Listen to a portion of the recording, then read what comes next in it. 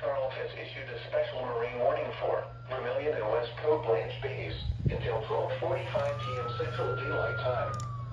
At 12:28 p.m. Central Daylight Time, a severe thunderstorm capable of producing waterspouts was located near West Coast Blanche Bay, moving northeast at 5 knots.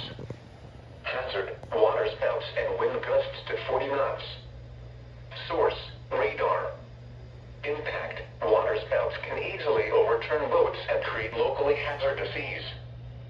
Small craft could be damaged in briefly higher winds and suddenly higher waves. Locations impacted include West Coast Blanche Bay. Move to safe harbor immediately as gusty winds and high waves are expected. Thunderstorms can produce sudden waterspouts. Waterspouts can easily overturn boats and create locally hazardous seas. Seek safe harbor immediately.